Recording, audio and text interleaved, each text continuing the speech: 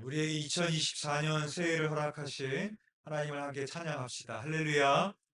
네, 2024년 갑진년 새해에도 지금까지 우리를 인도하신 에베네셀의 하나님의 은혜를 기억하시며 하나님과 동행하신 여러분 되시기를 주님의 이름으로 기원드립니다.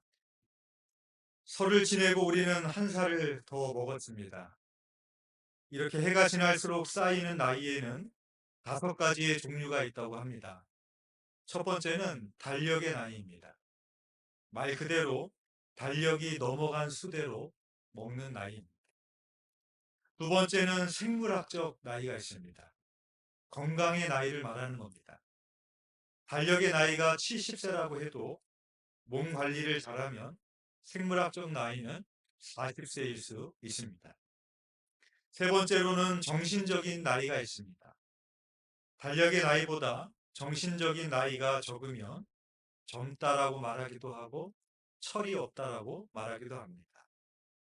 그리고 반대인 경우에는 애 늙은이라고 부르기도 합니다. 네 번째로는 사회적 나이가 있습니다. 사회가 요구하는 나이인데 대략 몇 살에 대학을 가고 군대에 가고 결혼을 하는 등의 나이를 말하는 겁니다. 다섯 번째로는 자각의 나이가 있습니다. 자기가 스스로 생각하는 나이입니다. 달력의 나이가 많더라도 내가 젊다고 생각하면 젊은 것이지만 달력의 나이가 적어도 희망이 없다고 생각하면 늙은 것입니다. 가나안 정탐꾼 중 한 명이었던 갈렙은 85세에도 40세의 건강과 꿈을 갖고 있었습니다. 크고 견고한 헤브론도 점령할 수 있다라는 믿음과 자신감을 가지고 있었습니다. 갈렙의 달력의 나이는 85세였지만 생물학적 나이와 자각의 나이는 40세였던 것이었습니다.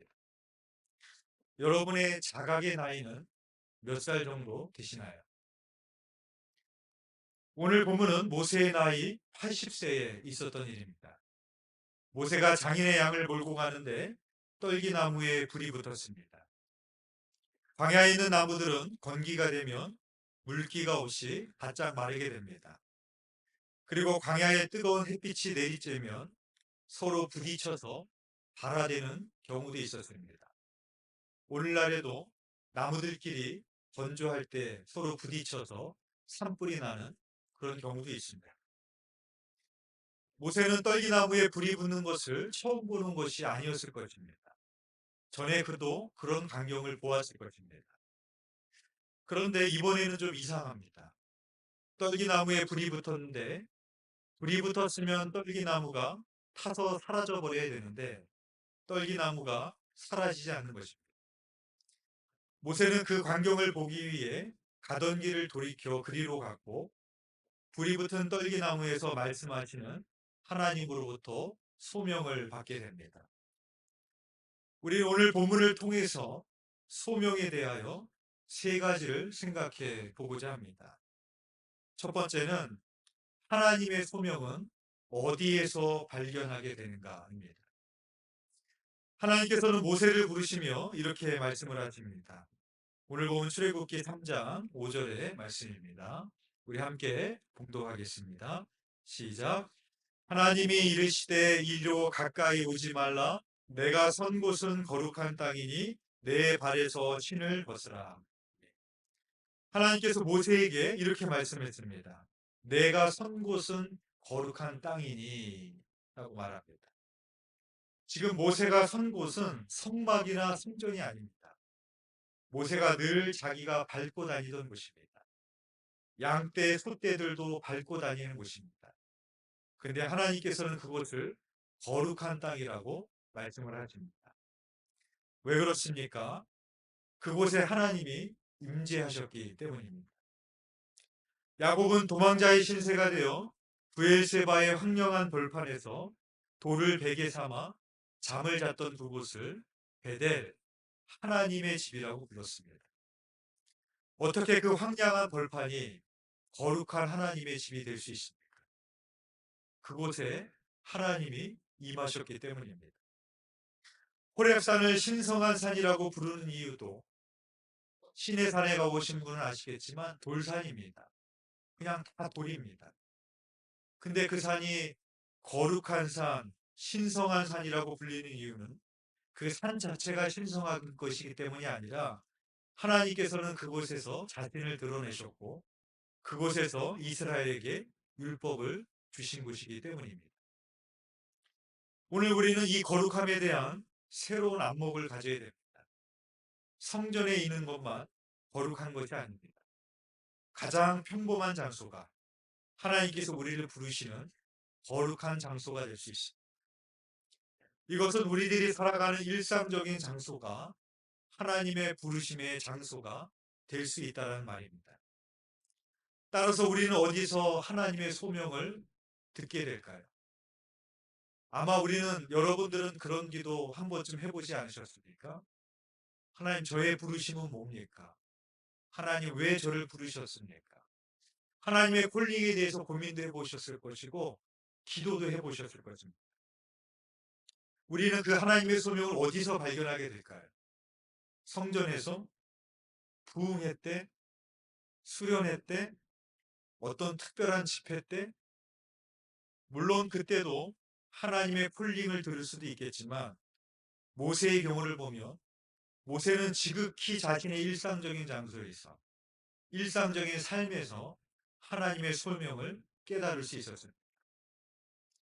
대한민국의 간판 MC죠. 김원희 양의 간증을 들은 적이 있습니다. 이 김원희 씨에게는 막내 남동생이 있습니다. 일남 4녀의 막내 남동생입니다. 그러니까 딸 4명을 낳고 마지막 5째 아들을 낳은 겁니다. 그러니까 그 시대에 그 집에서 얼마나 귀한 아들이었겠습니까? 그래서 그녀의 기억에 학수고대 끝에 태어난 아들이라 새벽에 출산 소식을 듣자마자 온 집안이 덩실덩실 춤을 췄을 정도로 귀하게 자랐던 남동생이었습니다. 그런데 남동생이 5살 때쯤에 교통사고가 났습니다. 집 밖에서 택시에 부딪혀서 목격자의 말로는 2m 정도는 붕 날랐다고 합니다. 뒤로 떨어지기 망정이지 앞으로 떨어졌다면 죽었을 거랍니다. 그때 머리를 다치고 뇌전증을 앓게 되었고 남동생은 척추가 비틀어지고 정신적인 병도 오고 경기도 자주 일으켰다고 합니다. 그래서 그녀의 집 1층은 산소호흡기와 병원 침실도 있고 병원 응급실처럼 꾸며놓았다고 합니다. 그녀의 부모님은 6, 7년간 긴 세월을 남동생을 돌보시면서 가족 모두가 힘든 시간들을 보내야만 했습니다. 그래서 이러한 마음이 들었다고 합니다. 남동생이 아픈 것도 걱정인데 부모님이 병 간호를 하시다가 나이만 드시는 것 같아서 너무 안타깝더랍니다. 그래서 남동생을 보면서 저주까지는 아니지만 복창이 터질 때도 있다고 합니다. 남동생이 안 아팠더라면 우리 집이 이렇게 안 됐을 텐데, 남동생이 안 아팠더라면 집안에 걱정거리가 없었을 텐데, 남동생이 아니었더라면 부모님이 저렇게 힘들게 사시지 않았을 텐데, 그렇게 복창이 터지기도 했다. 그런 감정이 쌓이다 보니까 때로는 남동생에게 눈치도 주고 똑바로 하라고 그런 말을 하기도 했다고 합니다.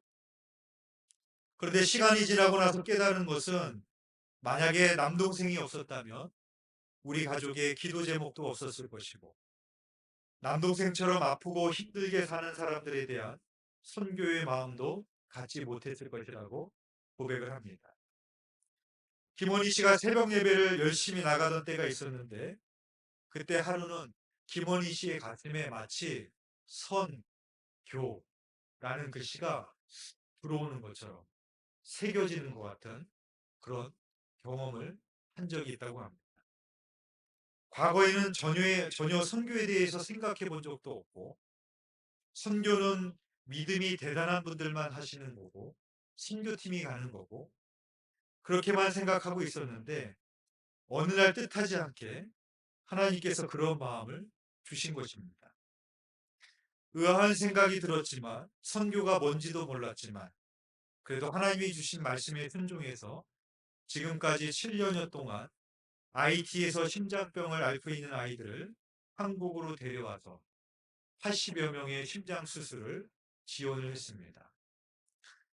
돈만 많이 들어간 게 아니라 혼자 했기 때문에 일일이 비행기표를 다 끊고 들어오면 일일이 병원을 알아봐야 되고 병원이 연결이 안 되면 아는 사람들이 힘을 써서 그 병원 일일이 하나부터 열까지 그렇게 모든 것을 해야 되는 시간들이었습니다. 김원희 씨가 이런 일을 하게 되기까지는 그것은 자신의 막내 동생이 어린 시절에 교통사고를 당해서 온 가족이 힘들고 어려운 시간을 보내왔기 때문에 그것이 얼마나 힘들고 고통스러운지를 누구보다도 잘 알았기 때문이었을 것입니다. 우리들도 마찬가지입니다. 나의 부르심은 뭘까? 하나님의 소명은 뭘까? 나의 콜링은 뭘까? 그것은 여러분들의 지극히 일상적인 장소에서 발견될 수 있어요. 여러분들이 살아가고 있는 그 지금 삶의 정황과 환경과 만나는 사람들과 여러분들의 상처와 문제와 그 일상 속에서 우리는 하나님의 소명을 깨달을 수 있음을 우리는 모세를 통해서 보게 되었습니다. 두 번째는 하나님의 소명은 고통과 압제에 있는 사람들을 다시 일으켜 세우는 곳에서 발견하게 됩니다. 오늘 보면 7절의 말씀입니다. 우리 함께 봉독하겠습니다. 시작. 여호와께서 이르시되 내가 애굽에 있는 내 백성의 고통을 분명히 보고 그들의 감독자로 말미암아 부르짖음을 듣고 그 근심을 알고. 아멘. 화면에 보시면 이렇게 되어 있습니다. 하나님께서는 당신의 백성의 고통을 보고 듣고 알고 라고 말씀하고 있습니다. 하나님 옥황상제처럼 저 하늘에서 그냥 내려다보시는 그런 신이 아니라 인간의 삶에, 특히 당신의 백성의 그 고난과 고통의 역사 속에 들어오시는, 기꺼이 참여하시고 함께 하시는 하나님이심을 보여주고 있는 것입니다. 따라서 하나님으로부터 오는 소명은 인간 이하의 삶을 인간적인 삶이 되게 하시는 부르심입니다. 깨어진 마음들을 다시 추스르고 묶으라는 부르심이며 얻어맞아 쓰러진 사람들을 다시 일으켜 세우라는 부르심이고 비참한 가운데 있는 사람들을 구출해 내라라는 부르심입니다. 그리스도인이 된다는 것은 무엇을 의미하는 걸까요? 고통에 부르짖는 소리로 가득 찬 이 세상에서 하나님의 귀가 된다는 것을 뜻합니다. 그리스도인은 하나님의 귀가 되어서 그 고통의 소리를 외면하는 것이 아니라 하나님처럼 그 고통을 보고 듣고 알며 그 고통에 대하여 관심을 갖고 그 고통들에 대하여 응답할 때 비로소 우리는 하나님의 부르심에 응답하는 삶이 될 수 있는 것입니다. 그래서 히브리서 11장에 보면 하나님의 부르심에 응답했던 모세의 삶이 어떠했는지를 기록하고 있습니다. 히브리서 11장 24절에서 26절의 말씀입니다. 제가 읽겠습니다. 믿음으로 모세는 장성하여 바로의 공주의 아들이라 칭함받기를 거절하고 도리어 하나님의 백성과 함께 고난받기를 잠시 죄악의 낙을 누리는 것보다 더 좋아하고 그리스도를 위하여 받는 수모를 애굽의 모든 보화보다 더 큰 재물로 여겼으니 이는 상 주심을 바라봅니다. 모세는 바로의 공주의 아들이라 칭함받기를 거절하고 도리어 하나님의 백성과 함께 고난받기를 죄악의 낙을 누리는 것보다 더 좋아했다라고 말씀하고 있습니다. 또한 그리스도를 위하여 받는 수모를 애굽의 모든 보화보다 더 큰 재물로 여겼다고 말씀하고 있습니다. 이렇게 하나님의 소명은 고통과 압제에 있는 사람들을 다시 일으켜 세우는 곳에서 발견되게 되어집니다. 마지막 세 번째는 하나님의 소명은 하나님이 이루신다는 것입니다. 오늘 보면 8절의 말씀 우리 함께 봉독해 보겠습니다. 시작. 내가 내려가서 그들을 애굽인의 손에서 건져내고 그들을 그 땅에서 인도하여 아름답고 광대한 땅, 젖과 꿀이 흐르는 땅, 곧 가나안 족속, 헷 족속, 아모리 족속, 브리스 족속, 히위 족속, 여부스 족속의 지방에 데려가려 하노라. 아멘. 8절에 보시면 주어는 내가입니다. 하나님이죠. 주어가 하나님. 그 주어에 걸려있는 동사가 4개가 나오고 있습니다. 내가 내려가서, 내가 건져내고, 내가 인도하여, 내가 데려가려 하노라 라고 말하고 있습니다. 즉, 이 모든 일을 누가 하시겠다는 것입니까? 하나님이 하시겠다는 겁니다. 출애굽은 모세가 한 게 아닙니다. 하나님이 하신 것입니다. 오늘 본문의 떨기나무는 누구를 상징하는 것인가? 모세 자신을 상징하고 있습니다. 떨기나무는 광야에서 흔히 볼 수 있는 일종의 가시덤불을 가리킵니다. 이 나무는 앙상하고 볼품없이 생긴 나무라서 목재로 쓸 수도 없고 더위에 지친 나그네에게 그늘도 만들어주지 못하는 아주 쓸모없는, 아주 보잘것없는 그런 나무입니다. 떨기나무는 모세를 상징하고 있습니다. 애굽의 왕자에서 살인자로 도망자로 전락해서 장인의 양떼를 치고 있는 정말 별 볼 일 없어 보이는 모세 자신을 상징하고 있습니다. 그런데 그 떨기나무에 모세에게 하나님의 불이 임한 것입니다. 그 불은 하나님이 모세 속에 태양을 넣어주신 사건이었습니다. 모세는 하나님이 주신 그 불로 장정만 60만이 되는 백성들을 이끌고 애굽에서 나왔고 홍해도 건넜고 광야를 지나 약속의 땅 가나안을 향해서 갈 수가 있었습니다. 그것을 모세의 힘으로 할 수 있었을까요? 불가능한 일이었습니다. 모세가 바로의 공주의 아들이었을 때 애굽 사람이 히브리 사람을 치는 것을 보고 애굽 사람을 쳐 죽이고 모래 속에 감추었습니다. 이튿날 모세가 다시 나가보니까 두 히브리 사람이 서로 싸우고 있는 겁니다. 그래서 모세가 잘못한 사람에게 내가 어찌하여 독포를 치느냐라고 말을 합니다. 그랬더니 그 히브리 사람이 모세에게 이렇게 말을 합니다. 출애굽기 2장 14절의 말씀입니다. 그가 이르되 누가 너를 우리를 다스리는 자와 재판관으로 삼았느냐? 내가 애굽 사람을 죽인 것처럼 나도 죽이려느냐? 모세가 두려워하여 이르되 일이 탈로 되었도다 라고 말하고 있습니다. 모세가 젊었을 때, 혈기왕성했을 때, 권력의 정점에 있었을 때 그는 자기 백성의 고통을 덜어주려고 했습니다. 그러나 그가 할 수 있었던 것은 뭡니까? 가장 자기가 할 수 있는 것이 많았다고 생각했을 때 그가 했던 것은 애국 사람 하나 때려 죽이고 도망가는 것이었습니다. 장정 60만을 이끌고 나간다고요? 히브리 사람 한 사람도 내 말을 듣지 않았습니다. 네가 뭔데 우리의 재판관이냐? 그렇게 말할 정도로 한 사람조차도 내 말을 듣지 않은, 한 사람조차도 어떻게 할 수 없는 그런 사람이었습니다. 그러나 하나님께서 하셨기 때문에, 하나님께서 모세를 들어 사용하셨기 때문에 장정만 60만이 되는 그 많은 사람들을 이끌고 애굽에서 나올 수가 있었던 것이었습니다. 그래서 하나님께서 오늘 본문에 보면 모세에게 내 발에서 신을 벗어라 라고 말씀을 하고 있습니다. 신을 벗으라는 말의 의미는 내 모든 권리를 포기하라 라는 의미를 가지고 있습니다. 왜 하나님 모세에게 모든 권리를 포기할 것을 명하고 계시겠습니까? 하나님의 일은, 하나님이 주신 소명은 나의 힘과 능력이 아닌 하나님이 하셔야 되기 때문입니다. 그래서 우리에게 필요한 것은 순종입니다. 하나님은 왜 모세의 힘이 절정에 다다랐을 때 부르지 않으셨을까요? 하나님은 왜 모세가 전성기 때 부르지 않으셨을까요? 하나님의 일은 나의 힘으로 되어지는 것이 아니라 하나님이 친히 하시는 일임을 깨닫게 하시기 위함이었던 것입니다. 사람들은 새해가 되면 동해 쪽 해변가로 갑니다. 떠오르는 해맞이를 하기 위함인 것이죠. 그러나 그 해는 어제 뜨던 해요. 내일도 뜰 똑같은 해입니다. 또한 새해라는 것도 나라마다 시점이 다릅니다.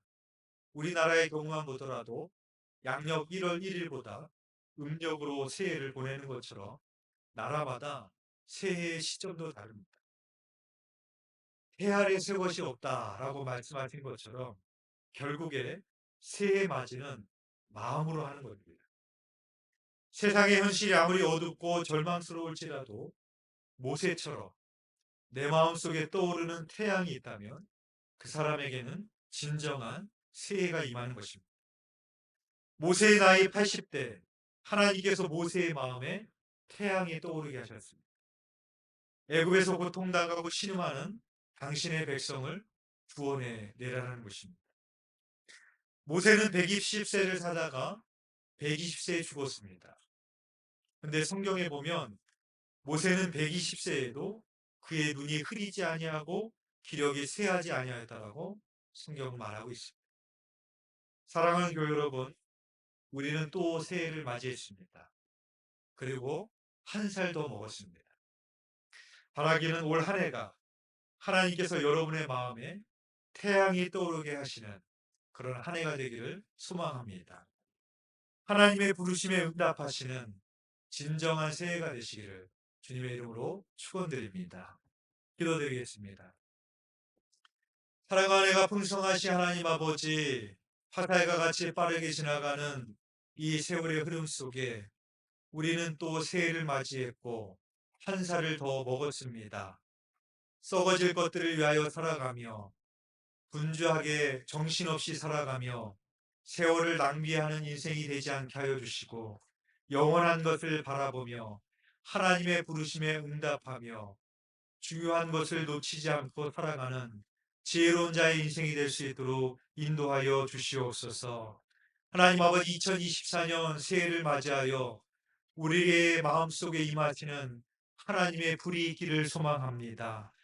그 부르심을 향해서 그 비전을 향해서 그 사명과 꿈을 향해서 기도하며 나아가는 한 해가 되게 하여 주시옵시고 우리에게 주신 그 하나님의 그 불을 통하여 하나님의 역사를 통하여 하나님의 살아계심을 경험하며 하나님의 축복을 받는 우리 두드림 교회가 될 수 있도록 축복하여 주시옵소서. 올 한 해도 주님만을 의지하며 나아가기를 원합니다.